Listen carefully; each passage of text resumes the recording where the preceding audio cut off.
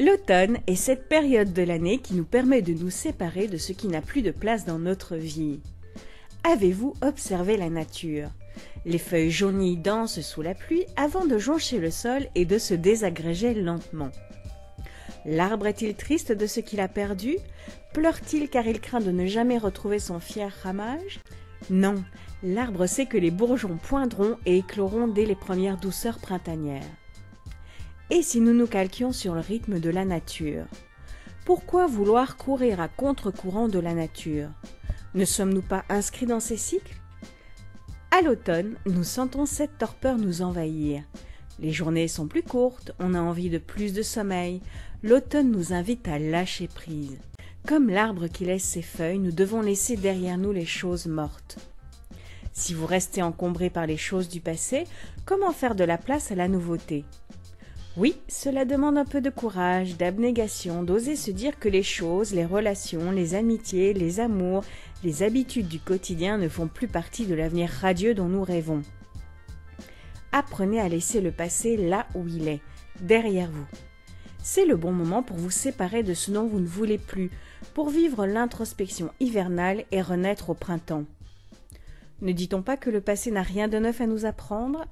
Alors, pourquoi le poursuivre? Pourquoi l'emporter avec? Oui, le passé est une composante de notre histoire, mais il n'est pas notre histoire. Vous pouvez vivre la vie que vous avez décidée, à partir de maintenant, là tout de suite, mais c'est un choix. Et la mélancolie de ce qui est derrière nous est parfois plus rassurante que l'avenir que l'on n'a pas encore écrit.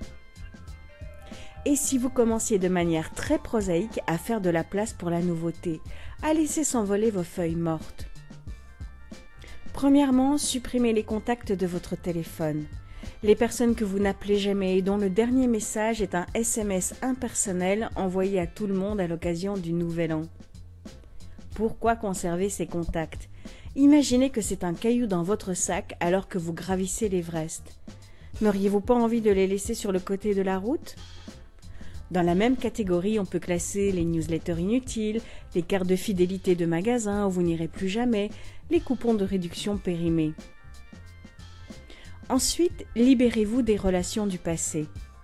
Pourquoi conserver les lettres d'amour de vos ex? Comme preuve que vous avez existé, que vous avez été aimé, parce que vous espérez revivre les mêmes émotions? Mais si vous restez focalisé sur le passé, comment vous ouvrir à la nouveauté, à un nouvel amour, différent, que vous n'imaginez pas encore? Si ce sont vos ex, c'est bien parce qu'il y a une raison. Dans la même catégorie, je classe les amis Facebook qui ne publient que des choses négatives, les amis qui n'en sont plus vraiment, et les personnes toxiques, même si c'est la famille. Si le printemps est la bonne période pour accueillir le renouveau, il est toujours temps de regarder ce qui se cache derrière la pile de vieux pulls que l'on ne portera plus. Demandez-vous, est-ce que ceci aurait sa place dans ma vie idéale? Si la réponse est non, débarrassez-vous-en. Donnez, vendez, jetez, recyclez.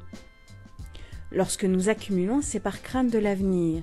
Mais si vous focalisez sur vos craintes, comment faire place à la nouveauté? Qu'en serait-il si l'arbre avait conservé toutes ses feuilles mortes?